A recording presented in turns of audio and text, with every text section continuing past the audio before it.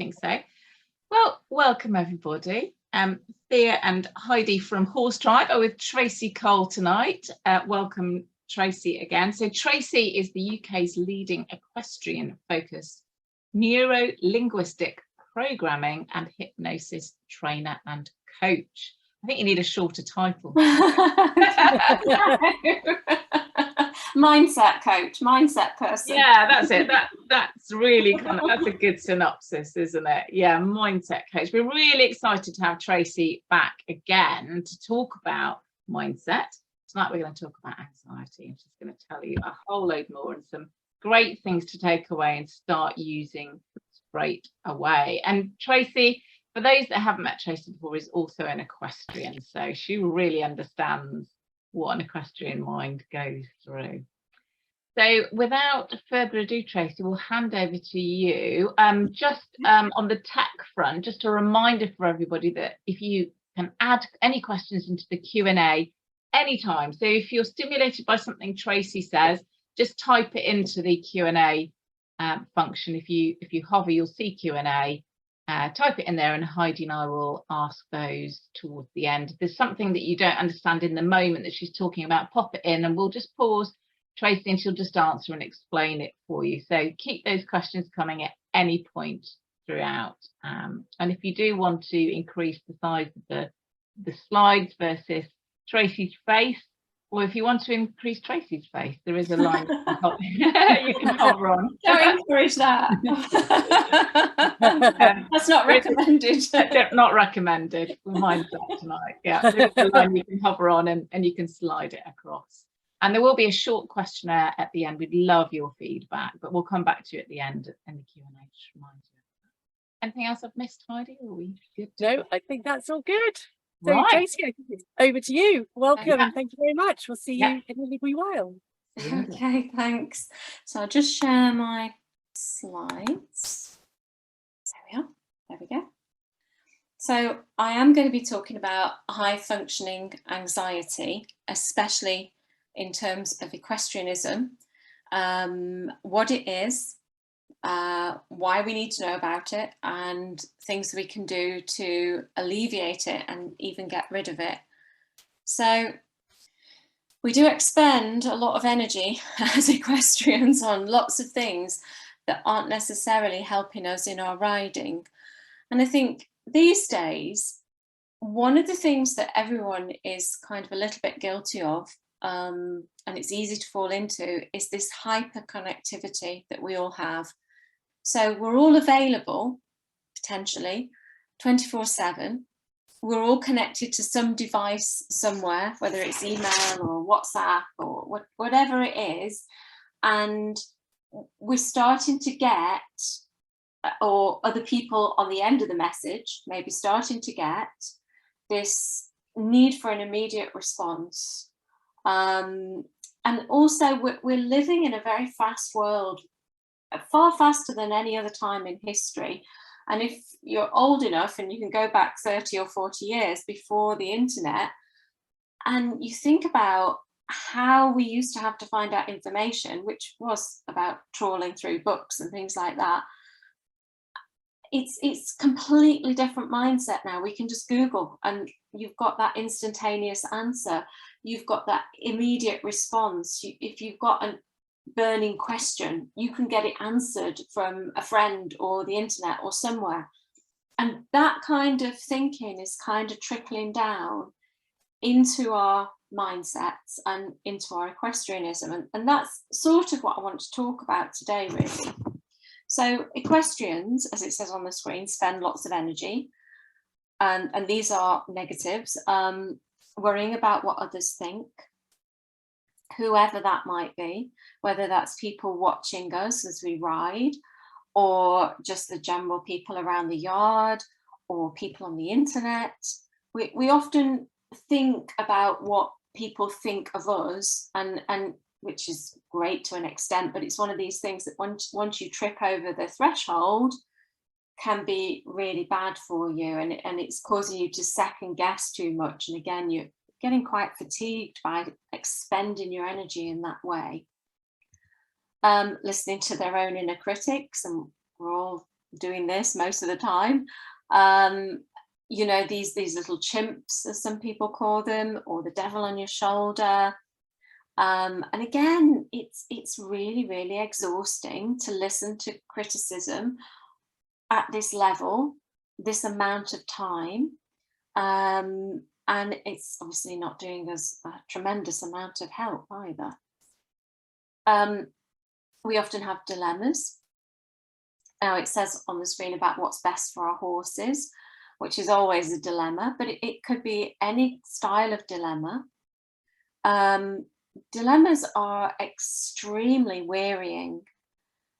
This push and pull, shall I, shan't I, moving between two opposites all the time. And then you think you've made the decision, and then the next day or the next hour you flip the opposite way. So it really is cutting out our ability to ride, really, because if you're spending so much of your energy on some of these mental problems, then you haven't got enough physical energy to ride well, trying to be perfect. So perfection is lovely if you seek it in a very helpful way, if that you're trying to excel and it's very aspirational for you. But we know again that if you cross over into that kind of maladaptive perfectionism, that this again is going to drain you completely and deplete you of all your natural energy. Trying always to be better. Again, this is something that I come across quite often these days, because we all have videos of ourselves, because we all have photos and so on. It's really easy to compare ourselves, which can be a good thing. If you're comparing how you were this time last year or this time 6 months ago, and you've left it a certain time frame, but I'm finding people are looking at the videos from day to day and really spending a lot of time analysing and criticising. So again, it's always stepping over this threshold. It's always just coming a little bit too far over to what's not good for us. So these are the types of things that we're seeing more and more, and having more and more impact on the way that we ride and the way that we think about ourselves as riders. And obviously there's a lot more that we could probably add to this, how we are draining ourselves with all these whirring cogs in our minds.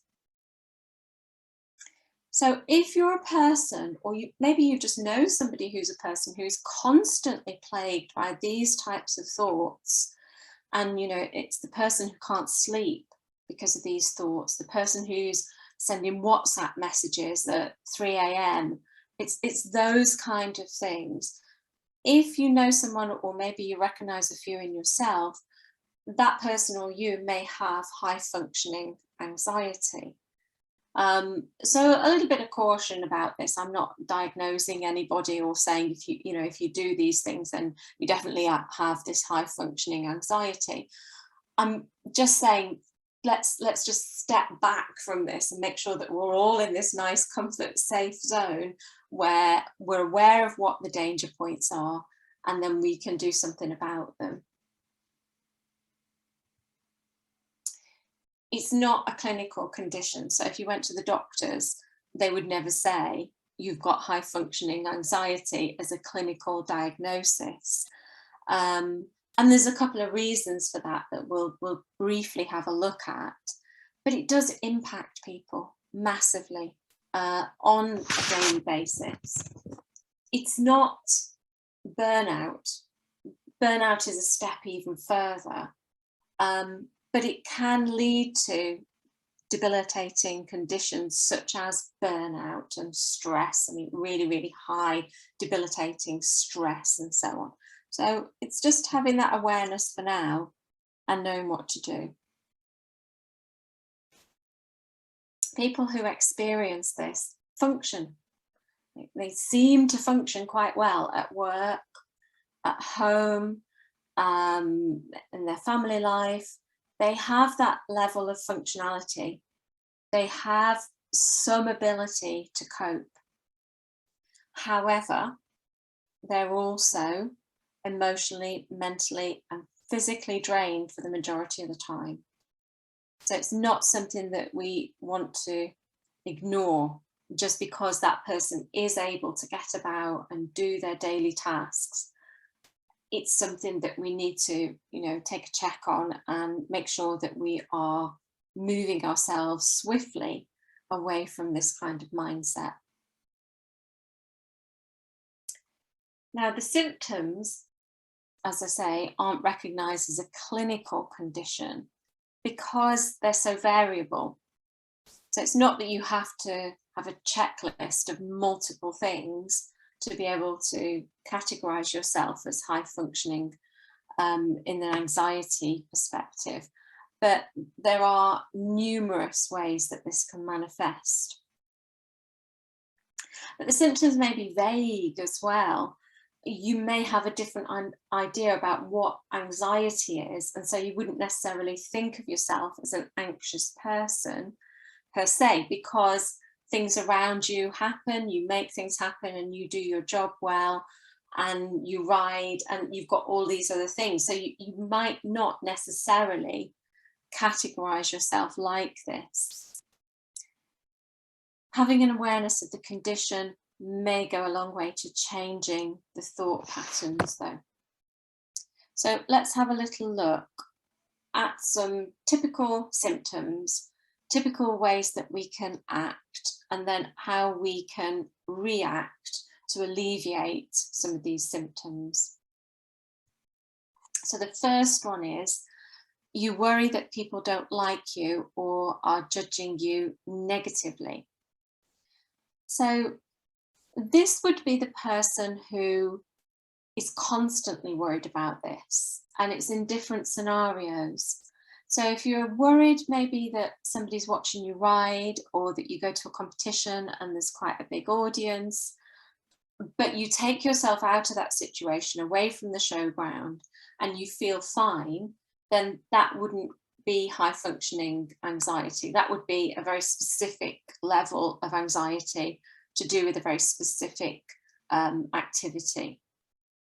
But if you do find that you worry about people judging you over various contexts, then what we can do is to ask ourselves, what absolute factual evidence do I have that I'm not good enough in this situation? And it's sometimes even useful to write it down. What evidence do I have? And I mean facts and not hearsay, or that you're jumping to conclusions or you're guessing what somebody says. And then, so that's the factual side of not being good enough in one column. And then the second column, what factual evidence do I have that I am good enough? And it's almost like a pros and cons kind of list, weighing up the argument. Now, I know that some people have done this and they're, well, yes, but I don't believe it. I can see it in black and white. I know that I've done well in certain situations, but in my heart of hearts, I don't believe that I'm good enough. So we need to think about, as you look through both columns, what emotions are they stirring? And how strong are those emotions and what the feelings are, so that you can be very aware of the level of belief and the level of truth and how to convince yourself a little bit more. Sometimes it's good to have a little journal, and even just, when you've got a spare 5 minutes, if anyone ever has spare 5 minutes, but you can just sit down and just write from the heart. Nobody's going to read this, and you can just write about, what is it that makes me think in this way, that I am not good enough? And sometimes you can unearth insights in that way, especially if you kind of empty out everything that's logical and rational to you. And then beyond that, what often comes through are the deeper levels of thoughts and insights. Okay, let's have a look at another one. You have constant dilemmas and inner conflicts. So you struggle to make decisions, possibly because you're thinking about how your decision affects a variety of different people. And you may be mind reading what they will think about your decision. So this is quite telling for somebody in high functioning anxiety, that although they've got the dilemma, and everyone has a dilemma or two at some time, that they're not necessarily bouncing from one thing to another on its own. Their other concern on top of that is what people think or how it will affect other people.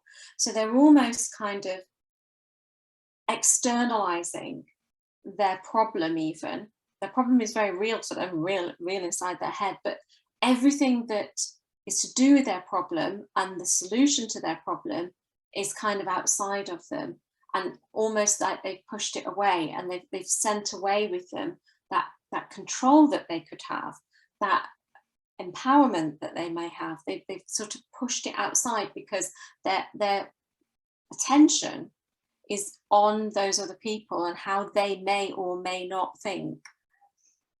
So let's have a little look about what to do. So it's really, really empowering to notice when you are doing this thing, mind reading, when you think you know somebody else's thoughts without really knowing them. Avoid doing it, because humans aren't very good at this. In fact, humans are really, really rubbish at it, and yet most humans do it. Most humans think that they know how somebody else will react, what somebody else is thinking inside their head. And if you're in the high functioning anxiety, you're erring towards the negative side of everything. And I got a couple of clients who were falling into this behavior. I got them to get brave enough to chat to people and ask them their opinion, and ask them about how their decision would influence them or how their actions are impacting them. And the clients were really, really shocked in a nice way that these are the people who had no idea. They were kind of like really bemused or surprised that they would sort of be in this circle of concern. And they were sort of like, well, it really doesn't matter. You know, it's your choice, it's your life, do what you think. And I think that's a very good generalization, that is more or less what happens. We are kind of extending onto other people the worst case scenario, which is highly likely to be untrue. As I say, most of the clients that I've asked to do this, they've found that they've been really pleasantly surprised. Has this helped them to make decisions more easily? Gradually, yes. Because gradually over time they're realizing, actually, I'm rubbish at mind reading. I'm no Darren Brown. And they realize that what they're doing is really, really unhelpful and wasted their time, wasted their energy, and they've kind of stood back and they've pared it down a bit. So we do have, as human beings, fabulous intuition, which we don't often use. But we also have gut feelings as well. And they're just ever so slightly different. And it's just to be aware that your gut feeling, because lots of people say, oh, I go with my gut and I trust my gut feeling. Gut feelings come from a different place, a different part of the mind to your intuition. So gut feelings are wonderful because they keep you safe and they keep you doing what you've always done, and they're highly protective. So they're all the pluses of the gut feelings. But the minuses are that they will keep you super duper safe, hyper safe, so that you never try anything new. And you're always in that very same comfort zone. And the minute that you step an inch outside of the comfort zone, it kicks in with this lurching stomach. Even if what you're doing is just simply something new and something you've always dreamt of doing, you may still get that gut feeling. And the thought process is, well, my gut's telling me not to do this, and so you withdraw. But actually it's just the really, really primitive part of your mind saying, do you know what, this is a bit different. And when we were hunter-gatherers, doing something a bit different and hunting in a different part of the forest might have meant that you came across, you know, some man-eating bear. So it's that style of protection that we really don't need that. Whereas your intuition is more cerebral, it's higher in your mind, if you like. It's a bit more sophisticated, and you won't feel it in your gut, you'll feel very much it's inside your head.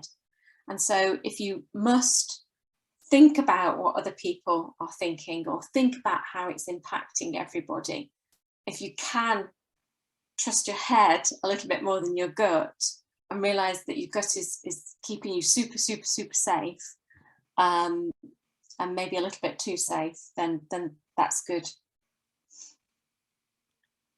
Okay, your personal boundaries may be weak. So you try to people please, and lots of people with high functioning anxiety aim to do this as much as they possibly can. From hating to say no and putting themselves out because they would rather go out on a limb for someone to save them rather than admit that you simply cannot help this time. So this is quite a challenging one. Well, they're all challenging, but I think this one's quite difficult for people to strengthen up that personal boundary. And what I'm going to say is going to come as absolutely no surprise. There is no magic wand. It's about saying no a few more times and knowing that it's actually very liberating, and it's not being impolite, and it's not being firm, or, you know, stating it in a very brusque manner. It's simply saying, I don't have the time at the moment, I will help you another time. You can do it in a very gentle and softened way, but because you have retained your own energy, which is so necessary, then you can help to stop the other people draining you of the time, even money, energy and effort. Saying no as early as possible, because that's another thing, isn't it, that we do. We think, oh gosh, there's that text that I need to reply to, well, I'll do it tomorrow, and I'll say no tomorrow, or I'll think about it and I'll do it later. And you know that it's niggling you. And there's this thought process that anything that is incomplete for us is draining energy. It's just sapping us. So having that text that you've got to reply to, or the email that you've got to send, that you really don't want to because you've got to say no to somebody, if you can do it early on, it will save you a lot more energy. And also there's that kind of relief, if you like. I know some people say, oh, then I feel so guilty because I've said no. But I think if you say it in a certain way, that I can't help you this time, or my time's a bit limited at the moment, but next time I can help you out, or something where it leaves the door open, then it's not quite as, you know, firm and definite and a complete shutdown. But it also shows people that if they are sapping you of energy, if they are these energy vampires who just, you know, they will suck the life out of you, it's not somebody who occasionally asks you for help, it's somebody who's constantly wanting your attention, wanting help from you, then it also sends a really good and direct message to them that there are times when you're going to say no, and there are times when they can't take you for granted quite so much.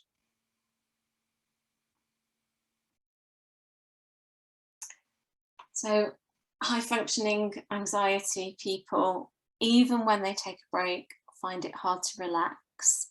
So whether that's a day off that they've given themselves, or a week away, gone away on holiday, there's still that connectivity to the phone, which again, it can be in a good sense in that you're keeping up with emails, so you've got less to do when you get back. But it's this keeping up with emails because you feel you have to and you couldn't possibly relax knowing there might be an email in your email box. That's all a bit different. So noticing that overworking and over-delivering has become a habit and it's started to take its toll.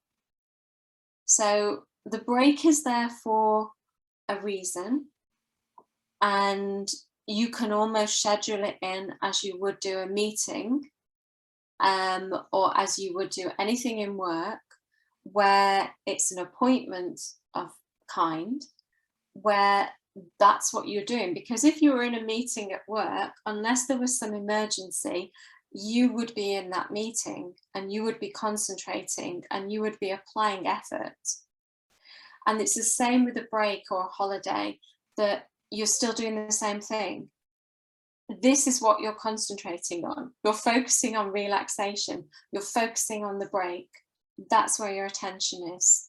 And in that way, it's kind of an activity of its own, just as important as a work activity or a home activity or a riding activity.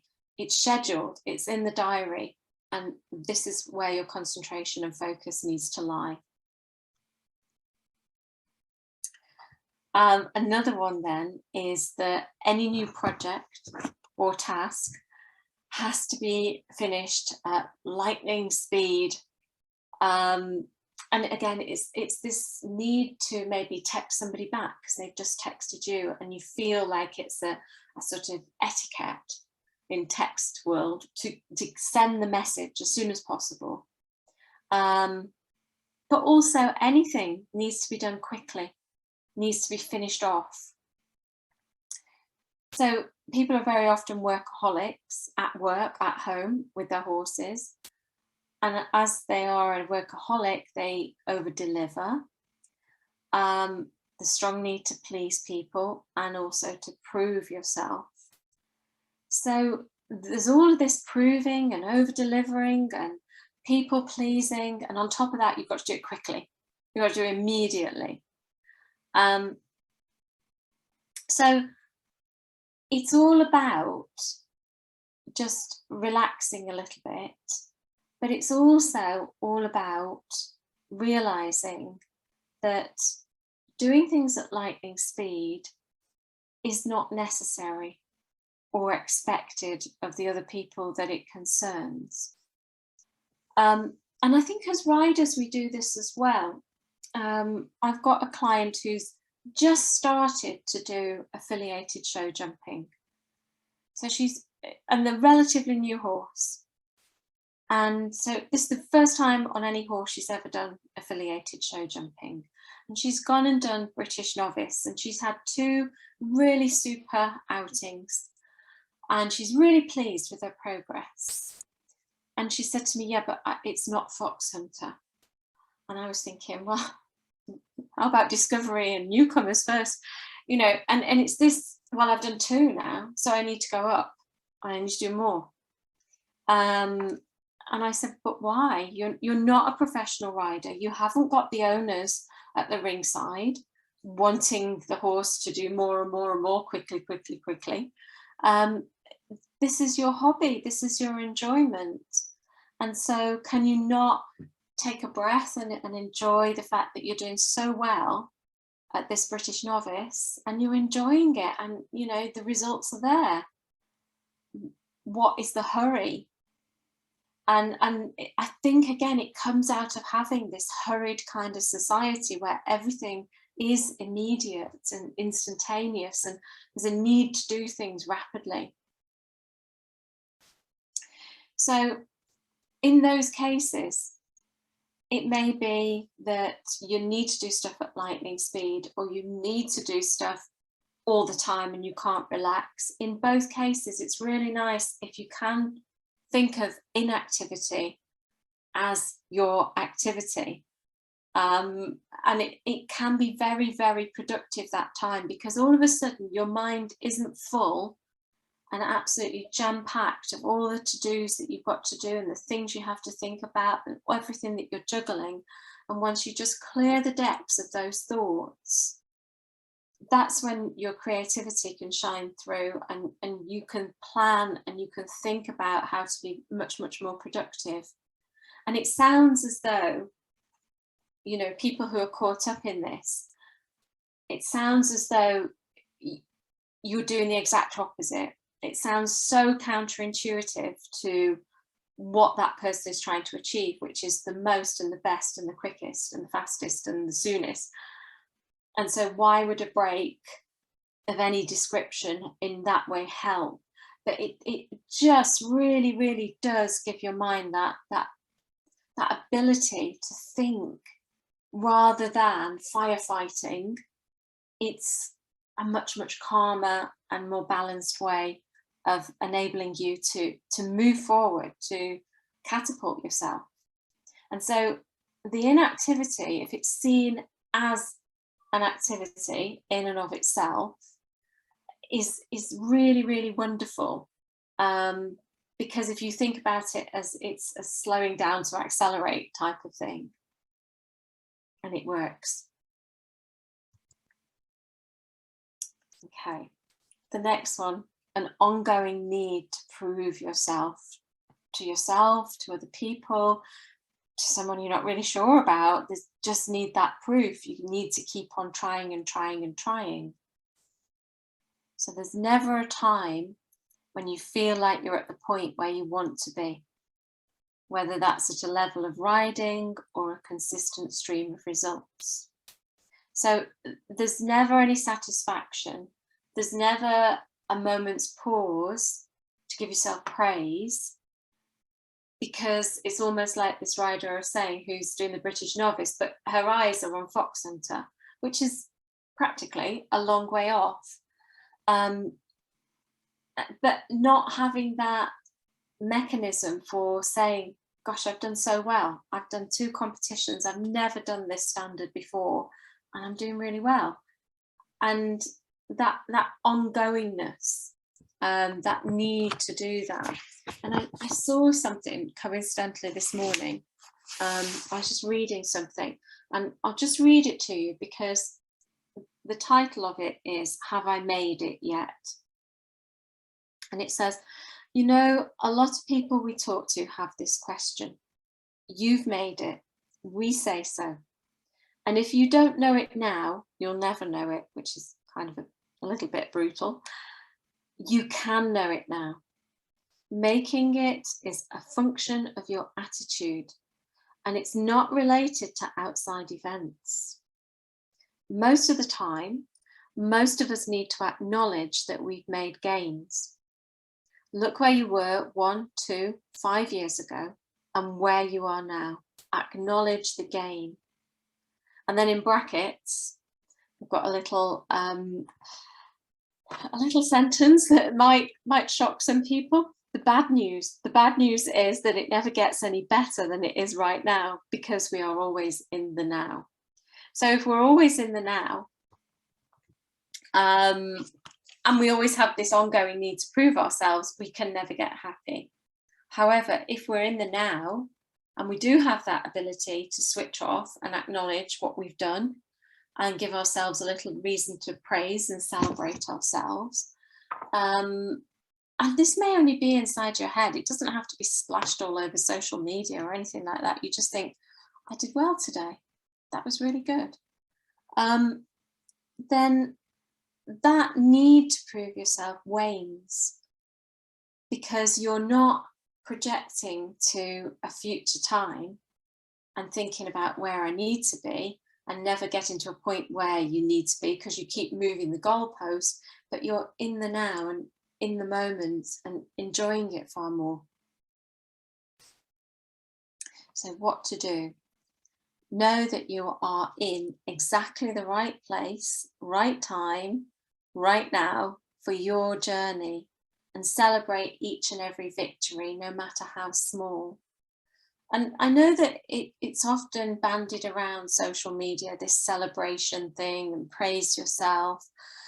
But you know, the part of the mind that really needs that praise, the unconscious or the subconscious mind, is really like a child, like a 5-year-old child, a really young child. And it's almost like having that child and sending them off for riding lessons, and watching them and thinking, oh, they're doing a really good job, but never telling them. And, you know, the instructor never saying, oh, that's good, well done.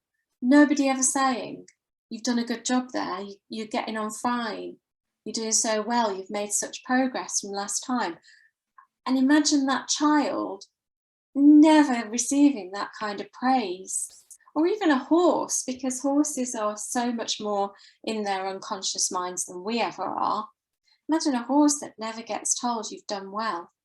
You know, you're doing it right, or we're not quite there, but I appreciate what you're really trying. You're really trying to understand what I want from you. Thank you so much.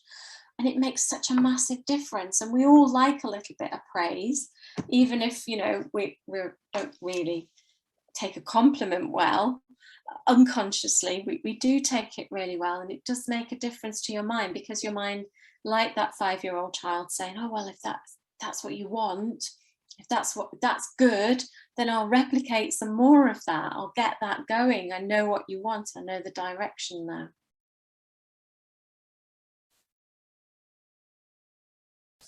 Okay, the next one, you have a strong need to be in control.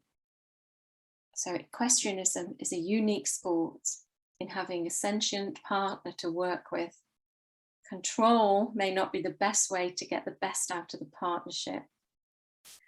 I think because we know that there's always a risk with riding, that we do feel that we need to be in control to lessen the risk. And I listened to a really interesting podcast a couple of weeks ago, and it's the River Tiger podcast, and it's run by Marianne Davis, and she had the eventer Warren Lampard as a guest, and they were really batting off one another. It was really interesting because they were talking about coaching themselves, coaching riders, and also training the horse. And they were describing how they don't go for control when they give somebody a lesson, or when they ride, or when they're training a horse or schooling a horse. They almost relish not having too much control. It was really interesting. So, for instance, Warren Lampard said that what he does with horses that he's training in the show jumping is that he'll do a little bit of training, and then at a certain point, he'll get great big red tablecloths and put them over the jump wings so that they flap about in the wind. And he'll do this all around the place, you know, and he'll have banners and all sorts of things going on. And the reason that he does this is to show the horse that no matter what happens, whether you've got flapping tablecloths or anything else that happens, you know, if you're at an event and you've got a yapping dog, or something else happens, or, you know, a car skids and you can hear the screech of the brakes, whatever, this horse is used to outside influences having no influence. And it's the same for the rider as well. If you're used to something as distracting as a big flapping tablecloth, then you're riding in such a way that you're used to surprises. And so they were both saying how much they put the element of surprise in their training. One of the things that Marianne Davis does with her horse, or her horses, is that she has a field that she sets aside, and it's really, really tall grass. And she doesn't mow it or make hay or anything like that. What she does in this field is lunge her horses. Now, they can't see the ground. And she said the ground is, you know, pretty pitted and it's all uneven. And so the horse has really got to get used to that. The horse has got to get used to the fact that they can't see where their feet are landing and they can't see the ground properly. And so it's that element of not knowing that's so great for the horses, that they, you know, she really likes that, and she really likes that the horses then are being schooled and brought up with the fact that not everything is as perfect as the perfect surface in a school. You know, there are going to be times when the horse is going to get caught out by something new. And I thought that was really, really interesting that they did that, you know, and it was almost like they were having so much fun on this podcast, thinking of new ways and explaining other things that they do to put that surprise and that difference into their training sessions. So it's a totally different way of looking at control. So what else we can do if we don't want flapping tablecloths around the arena is to think about control the controllables. And I know it sounds so trite because everybody says it, but there is so much truth in it, because we can't control everything. And a little bit like I was mentioning on the podcast, when you sterilize your environment to that point that it is super safe. Now, I'm not saying make it hazardous and really, really risky, but that you, once you're happy with a totally safe environment, if you could just add in little incremental steps to challenge yourself, whether that is just a few cones that makes the horse just think a little bit, and then build on that. So on the slide it says, rather than being in control, be empowered. Learn to recognize what's really not controllable and let go. And if you're a fan of Marianne and Warren, you'll be letting go completely and having masses of things and, you know, bags flapping around your school. Okay, the comparison. So you compare yourself to others. And again, this is in a negative sense. We never say, oh, I think I'm a bit better than that person. We're always negative. So you judge yourself far too harshly. If you're comparing yourself, don't do it to a more advanced rider. You know, and this is what we tend to do. And we should use the advanced rider as a model of excellence, that we aspire to having some of their traits, not that we think, I'll never be that person, I can't do it that way, I can't ride as well as my coach. I hear that quite a lot, you know, that the coach or the instructor gets on the horse just to show the rider what they mean, and sometimes that makes the rider feel even worse. And I said, well, do you know what, I would feel worse if my instructor got on and she couldn't do what she was saying. I'd be thinking, well, yeah, now think about it, you know, you said you could do it and you can't. So I would be questioning the instructor that doesn't get on and can't perform, rather than thinking about, oh, you know, that she does it so much better. Well, that's fantastic, because now she's going to help you and coach you towards doing that.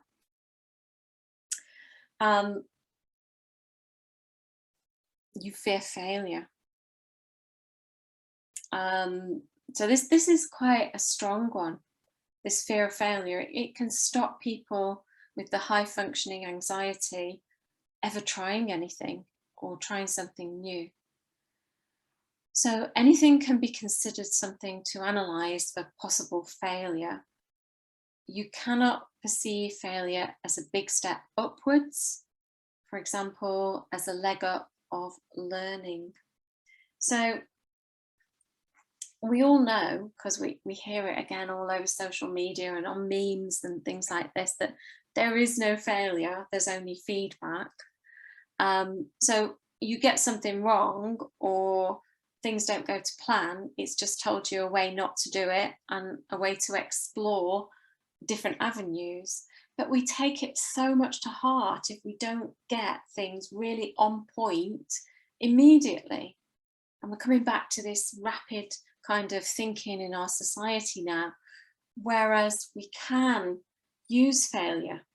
And we also know from lots of memes all over social media that there are thousands of people who failed thousands upon thousands of times and are now huge successes because they built on that failure, and they saw it as a stepping stone. Either I'm doing the wrong thing, I'm not in the right area, or that I can use this because I just need some help, or you know what, that's not the way to do it, let's do it a different way.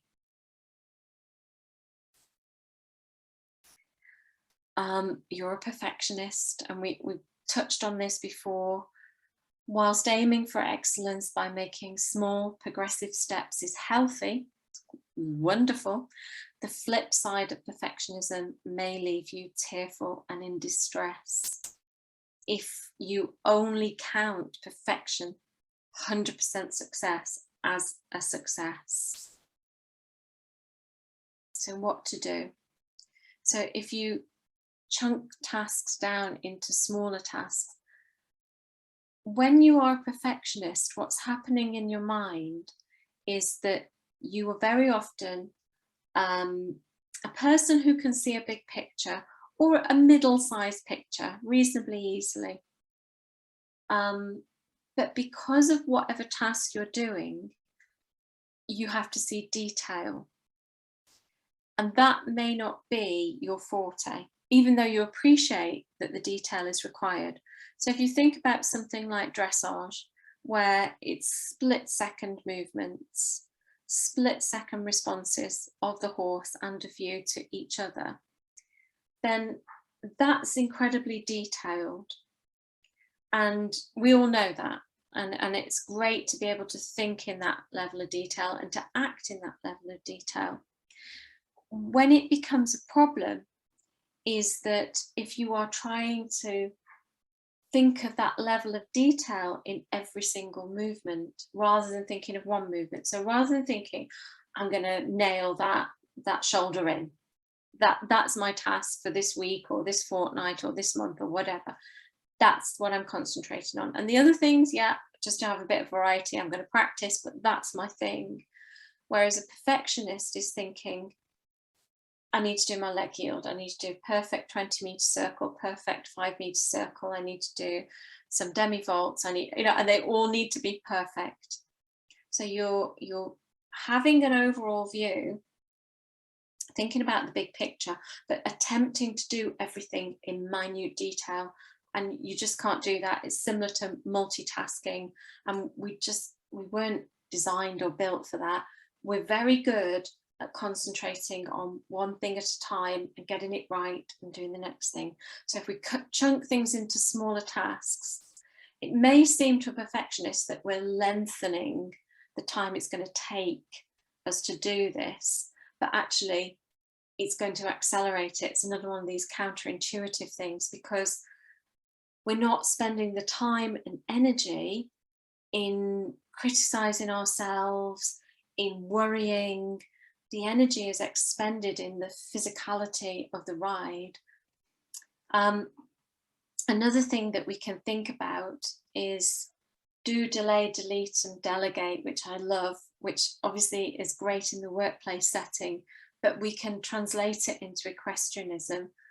Are there things that we can delay or delete or delegate just to make life a little bit easier, because we really don't need to do it all.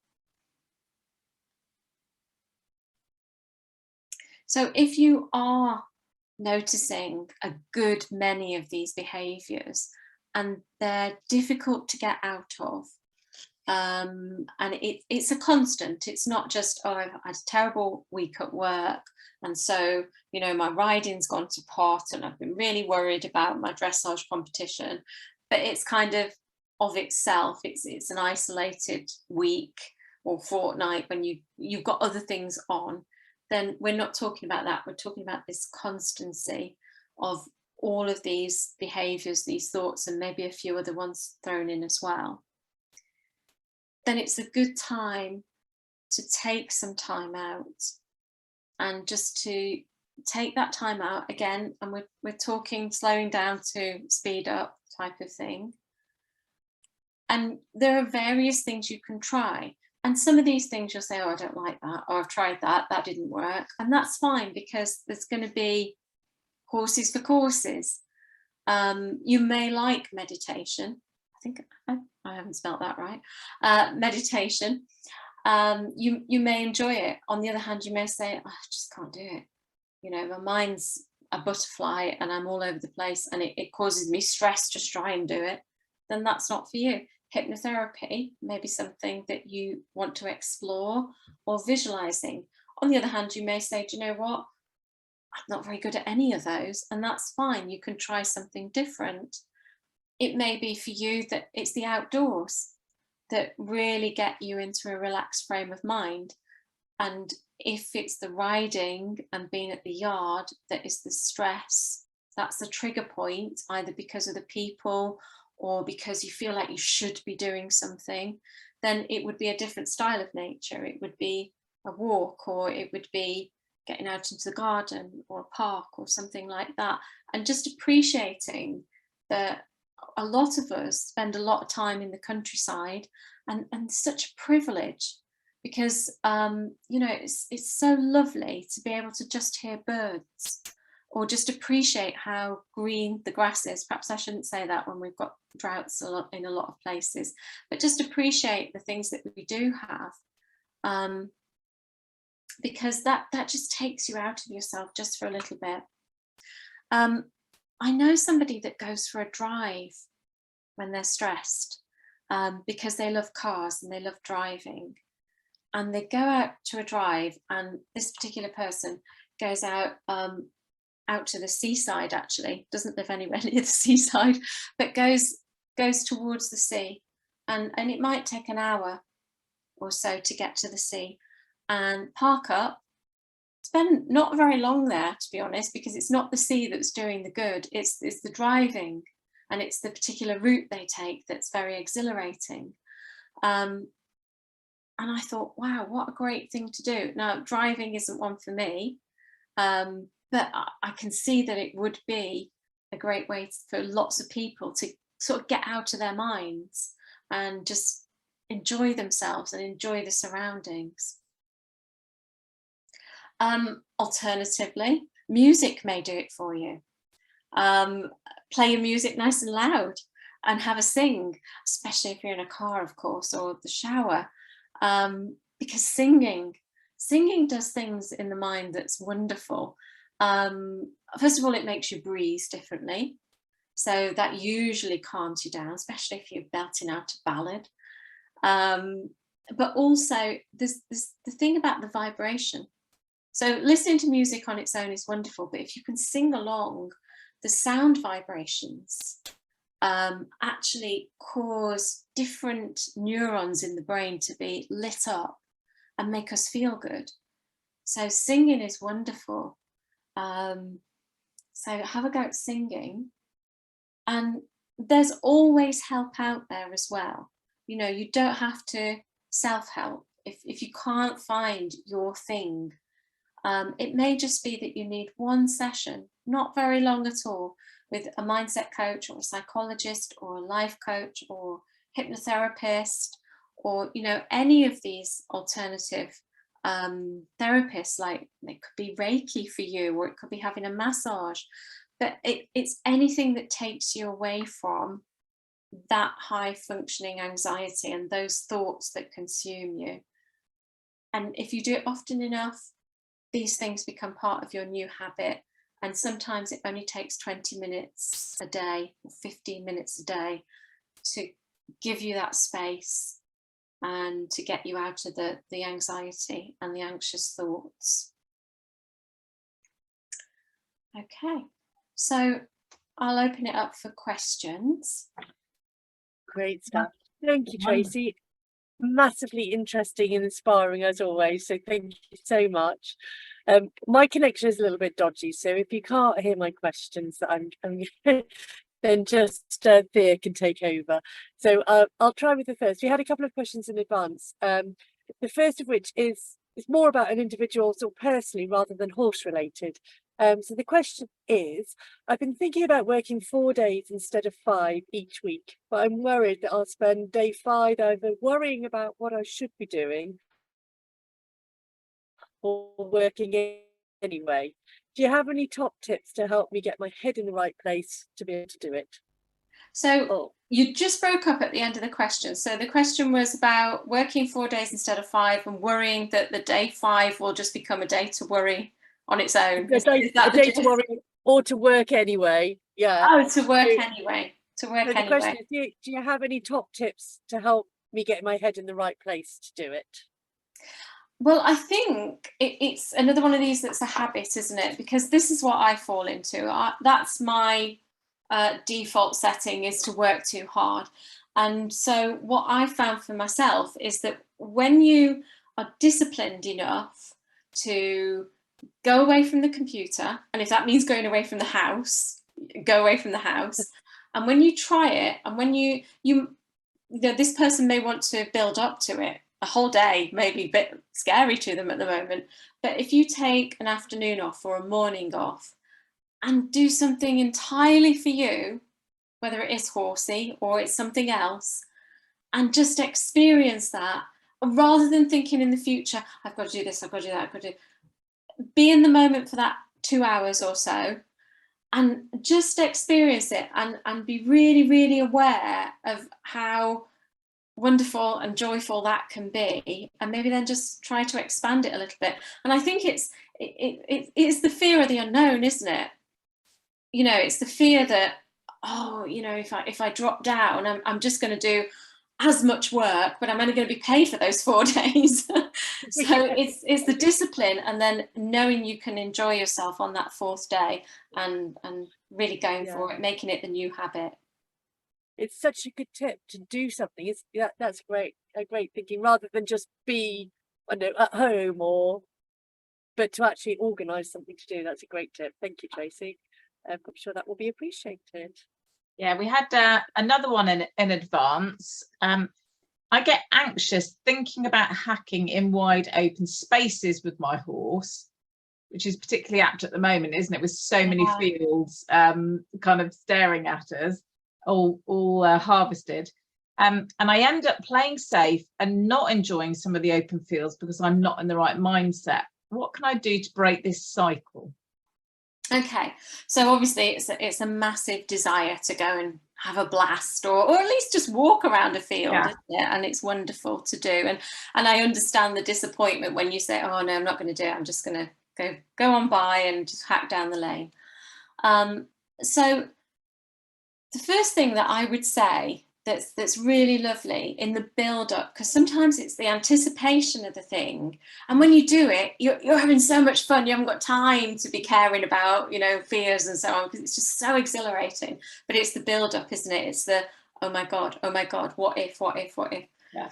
So a really quick and easy thing that you can do is to practice, first of all, off the horse, in that nice wide peripheral vision. So when you're doing chores around the house, when you're doing mucking out, anything that doesn't really matter. Of course, your house isn't going to look very tidy, and your mucking out won't look very good, but it doesn't matter. Stay in your peripheral vision.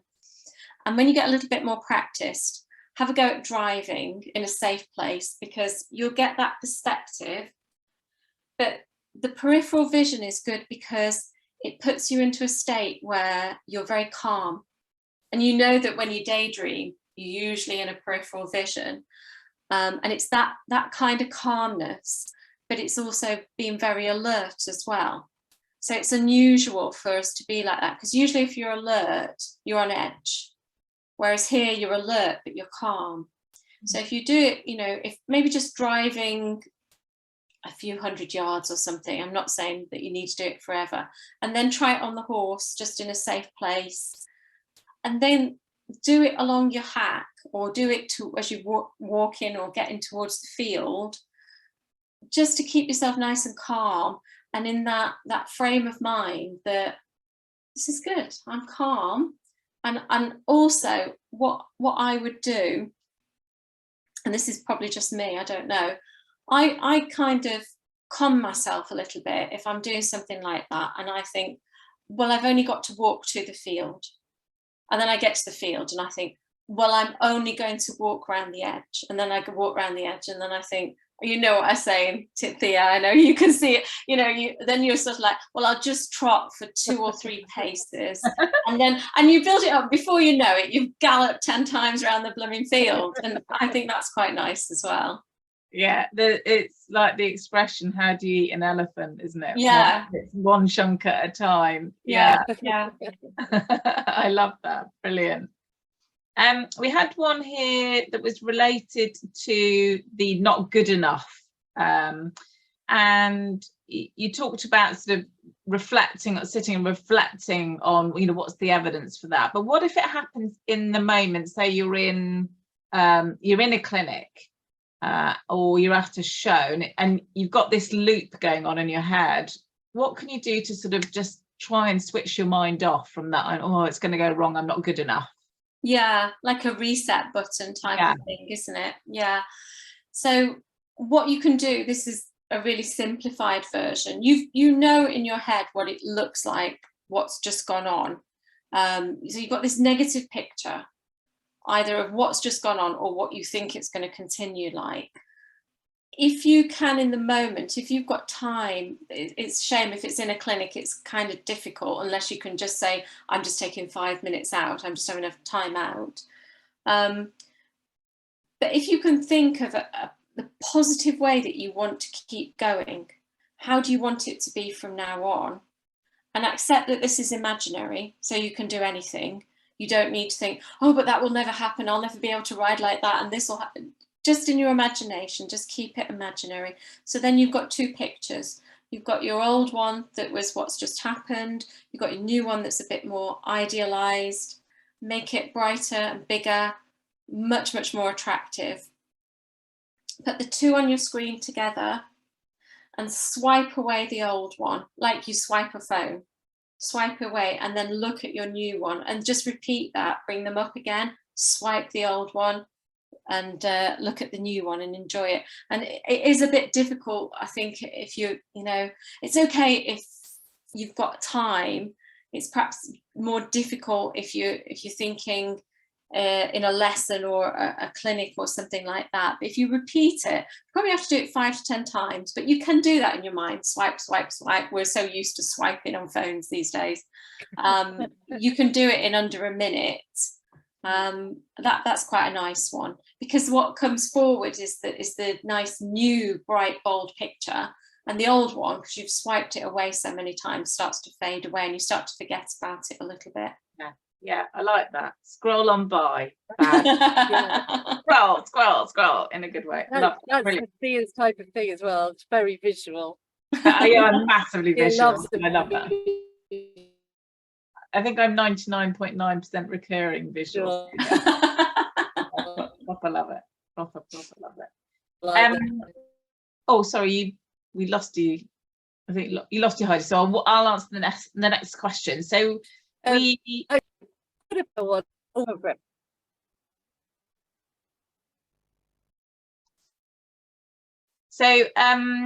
got one here, and it's related to, you said about doing these small, celebrate the small successes. So I've got a friend who refuses to allow me to say well done or that was great. So not accepting that celebration. Interesting on this. I really want her to know she's done well. How can I help her to listen to the positives and accept my feedback? That's a good one, isn't it? A resistant friend. Yeah. I mean, and there are lots of people who are resistant and won't accept, not necessarily from someone else, but from themselves. They won't accept that they've done something well. And the thing for this person to do is to keep saying it, because consciously they may be saying, oh, it's not that good, I could do it better, and you know, I've made this mistake. But unconsciously, the unconscious mind has taken it in, and the unconscious mind is going, oh, that's quite good. So eventually it will have an impact eventually. It's just a slow burn, that one, unfortunately. But tell the person that they're doing exactly the right thing in praising that other person. I love that. I love that it's like eventually chip, eventually the wall will break down. Yeah. Perhaps they just have to offer them champagne, and that might help with the wall breaking. we'll break it down. Brilliant. I think we had another question.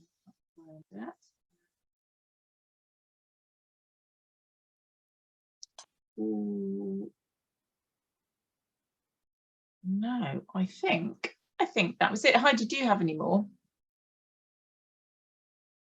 I was muted as well as having a rubbish signal. No, that was it. That was the end of the questions that we've got. Okay, fabulous. Well, that was absolutely amazing, Tracey. I think there's definitely so many things that we can all go away, no matter whether you're thinking about riding or work or lots of things. There are actually lots of situations that those tips will absolutely be brilliant for. I'm going to listen to this again. I'm going to put this on and just listen to it as a podcast as well. And when I say podcast, I mean just listen to the sound on the playback and just think this through again. Actually, I think it's going to be very, very helpful at all. And I know that anyone watching on demand, there will be lots of people watching on demand after this. I'm sure they've got loads from tonight. So thank you very much indeed. I'm just going, before we properly say goodbye to you, I'm just going to share screen and highlight some of the upcoming webinars.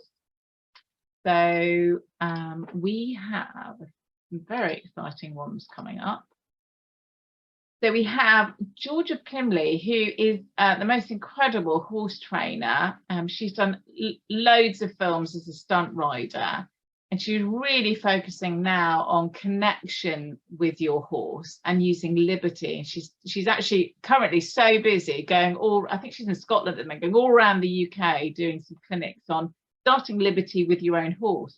So she's going to talk about introducing the basics of liberty. That's going to be really exciting to get some tips from her on how to start to build that connection. That's Thursday next week. Then after that, we've got Trudy Dempsey returning for a second webinar. She's absolutely amazing positive reinforcement and clicker training.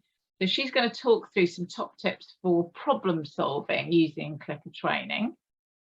Then we've got Georgia back again in September, and this time this is really interesting. So she's learned how to fall for her stunt riding in the best way possible. And she's really passionate about passing on how to ride safely, how to fall correctly, and then how that will build and increase confidence when you go out riding. So she really wants to pass on her top tips on that to the horse tribe. So that's going to be really interesting. And then again in September, we've got Jason Webb coming back. I think this might be his third or fourth webinar for us. He's third, was it, Heidi? Yeah. He's an incredible Australian horseman. He's based in the UK and has been for absolutely years. Hugely fantastic with horse behaviour, and he is going to come and talk about solving clipping problems. It's going to be clipping time of year, and there are lots of things that happen to our horses and our mindsets, Tracey, relevantly, at that time of year. So he's going to help us with some top tips there for the horse tribe. So do come along to those. They're $5.95 each, or if you're a gold member, they are included free in your membership, and they're all, like tonight, recorded and will be available on demand. And I think probably this recording will come out probably Monday latest for you to watch back and get all the tips back again. So thank you so much for joining us, everybody. Little reminder before I say goodbye to Tracey that there is a very, very short questionnaire. As soon as we all leave the room, so to speak, it'll take you just a few seconds to fill it in, and it will really give us some great feedback on what you'd like more of, or what you liked about tonight, or any feedback at all that will help us going forward. So Tracey, thank you so very much. Thank you so very much for inviting me. It's been fun. Thank you. Absolutely. And great to see you. Yeah, very lovely to see you. And we'll all go and enjoy a little bit of heat sat outside now whilst we're living in a Spanish climate, maybe for a few days until it rains again. So see you soon. Goodbye, everybody. Bye, folks. Thank you. Take care. Bye. Bye.